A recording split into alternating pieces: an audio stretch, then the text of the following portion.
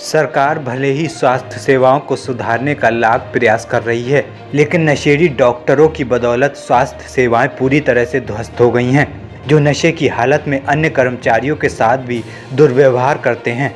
बरेली से ट्रांसफ़र होकर आया डॉक्टर दारू की बोतल लेकर अस्पताल में पहुंचा और अस्पताल में दारू पीकर लुढ़क गया।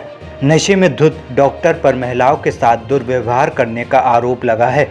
दरअसल 1 महीने पहले सूबे में स्वास्थ्य विभाग द्वारा डॉक्टरों के बड़े पैमाने पर तबादले किए गए थे, जिसमें बरेली से डॉक्टर गोपाल वर्मा को नजीबाबाद की CHC समीपुर में तैनाती मिली है। अस्पताल कर्मियों की माने तो डॉक्टर ज्वाइनिंग के बाद अवकाश पर चला गया था, जो शुक्रवार को अपने साथियों के साथ अस्पताल वापस लौटा, जिसके बाद नवनियुक्त डॉक्टर आते ही चिकित्सा अधीक्षक के कमरे में बैठकर दारू के जाम छलकाने लगा, जिसके बाद नशे में धुत होने पर बेड पर पसर गया।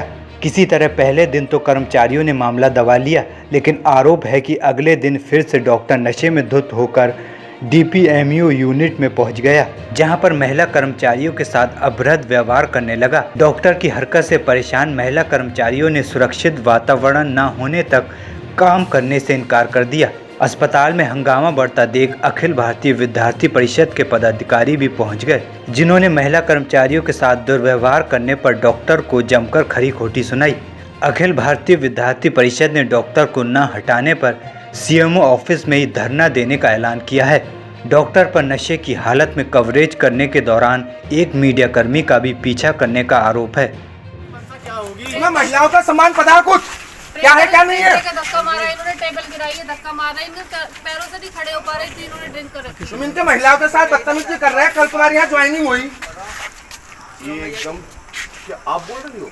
हाँ ये बोल रही है कि आपने इनके साथ बदतमीजी की, इसलिए बोल रही हैं आप। हंसिए मत, हंसिए मत। मैं नहीं हंस रहा। क्या मैंने आपके साथ बदतमीजी की?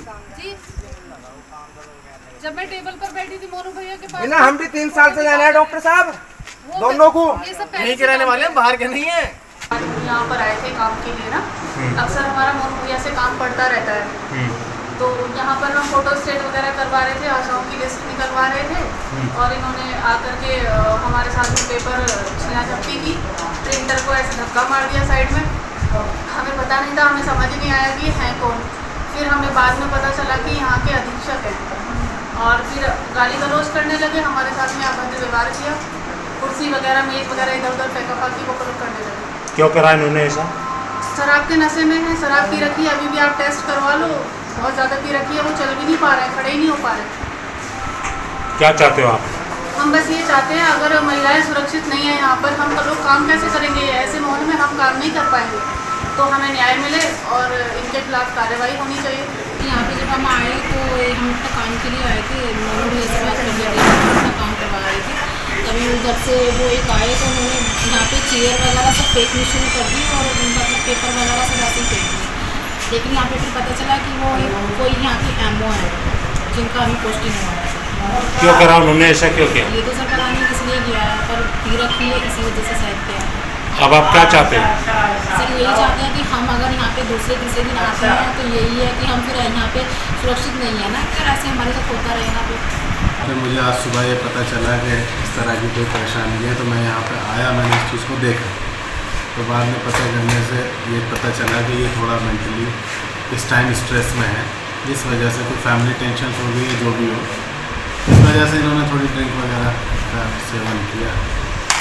तो अभी आला अधिकारियों को बता दिया गया है, अब वो इनको छुट्टी दे दी गई है, अब इनको घर भेजने की व्यवस्था बनाई जाएगी। अच्छा डॉक्टर साहब, कल भी सुनने में आया था, कल भी यहाँ जो ये दारू पी रहे थे चिकित्सा अधीक्षक के कमरे में बैठकर, वहाँ पर दारू की बोतल मामला संज्ञान में मैं अभी पता करता हूँ।